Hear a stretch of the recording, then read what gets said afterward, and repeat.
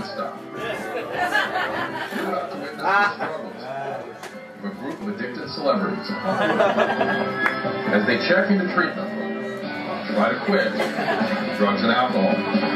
I'm Dr. Drew, and this is Celebrity Rehab.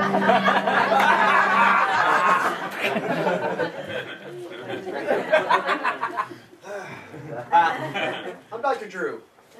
Welcome to season 26 of Celebrity Rehab. You know, every season I kind of find that I run into a more challenging group of celebrities, and of course the grade of celebrities tends to go downhill. But I'm really energized with this next group. I feel like, you know, we have some celebrities with some really tough issues. Well, let me give you a little bit of background. My first guest, Tony Clifton. In the 1970s, he was at the pinnacle of entertainment, performing with the likes of Miss Piggy, Andy Kaufman, walk-on roles of Taxi. But then, of course, sex addiction and drug addiction kicked in. I wish I was him right there. Alcohol abuse, well, basically they all took its toll, ended up with trouble in the law. Now he's on the bottom looking up, trying to find help. And then my second guest, Elephant Man. One time he was the greatest sideshow freak of all time. And then he became the toast of 17th century London. But then a string of handicapped copycats and of course pressure from his critics sent him into a state of depression and anxiety. I think that's the one that broke him. And then finally my third guest, Frank Chiu. Frank! Walking around San Francisco, you know, he had a sign, but at some point, Frank got lost in the crowd. Now, 100 pounds heavier, 10 years older, yeah, okay. He has a sign that says, I'm an addict and I need help. So, what I'd like to do is turn the lights on the front of the stage and welcome my first guest. Please welcome Frank Chiu to the stage.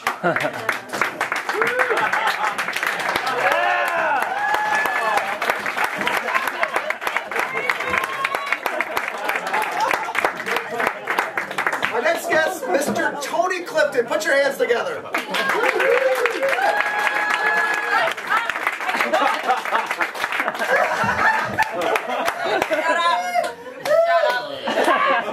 Right, and my final guest, John Merrick, the Elephant Man.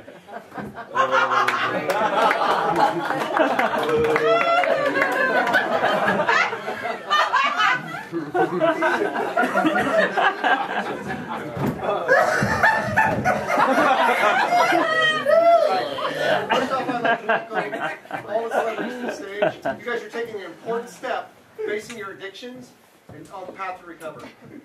I love you, Tony. Hey, Tony! That's right, bitches.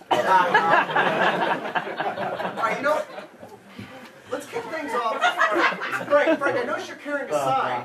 It's a sign. It is a sign. What are you trying to express to the crowd, the audience, and ourselves regarding your sign? What's the message you want to say? Well, Doctor, the 12 galaxies of intergalactic government has told me that Bill Clinton and Barack Obama have created a baby mulatto army that's going to murder our universe. Shut up, that sounds stupid. I got 12 galactic inches of cock that I was going to bring up to the air. Well, it's going to get bigger.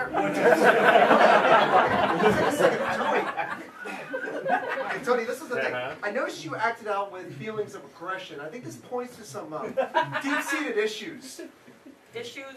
The only issue I got is being on a stage with these shitheads. Look at that. I am an artiste. I should be up here performing.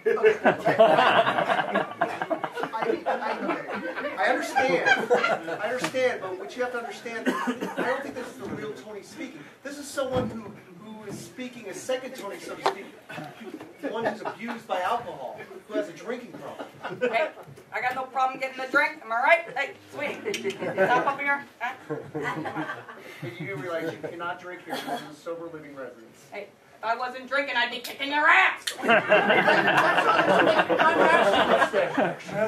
Master the tetrahydrochloric acids that are on your face. Would you shut up? That sounds like crazy talk. Crazy's missing $2 Tuesday. $2 off all chicken sandwiches.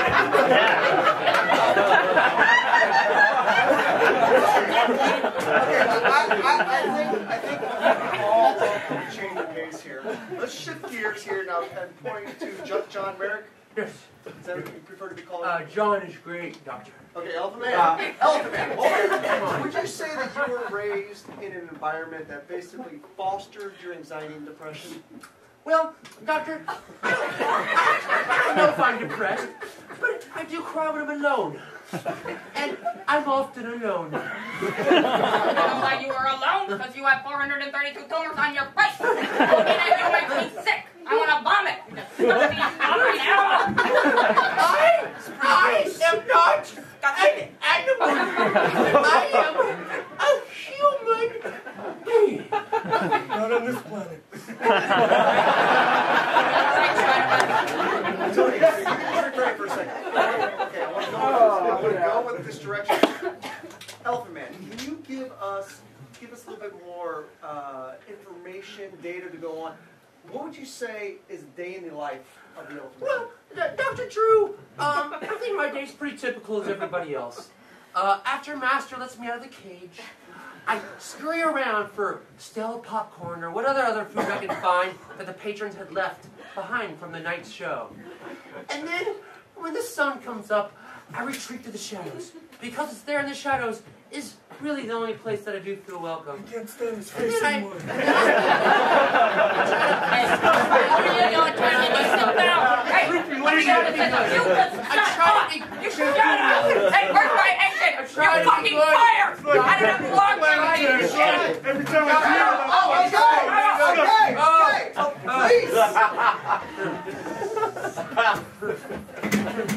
Okay, this is the thing. I think I've been doing this 26 seasons too long. I mean, let's get to the point. You guys aren't even celebrities. I mean, seriously, look at you. You're not even celebrities. Oh, I got a migraine. I need you. Hey. You know, Doctor, may I say something? My entire life I've been laughed at and I've been ridiculed, and just one time in my life I would like for people to laugh with me. That will never happen. I was wondering if maybe you would give me the permission if I could perform in front of your crowd. Would that be okay? Would that be okay with the rest of the guests? No. Would that be okay, Doctor? Well, I am hitting a strip bar, so you do what you want. All right. Now the party begins. Thank you. Oh, my God, this is so wonderful. This is totally a dream come true. My name is John Merrick. I flew all the way in from London, England. Now, I'll tell you one thing. My deformed arm sure is tired. Do we have any music lovers in the audience tonight? Any music lovers? Yeah. I can actually still recall the first song I lost my virginity to.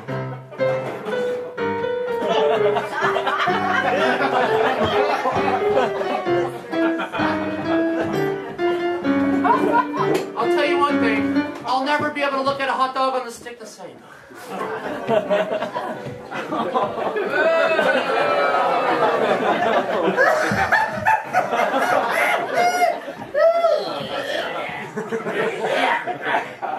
So, I tried out for that movie Mask a few years back, but unfortunately Cher got the part.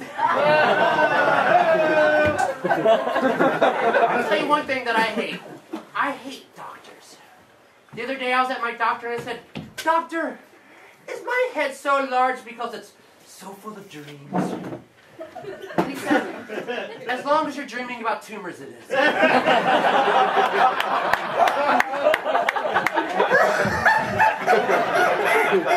I'll tell you, you've all been a wonderful, wonderful crowd. Thank you very, very much.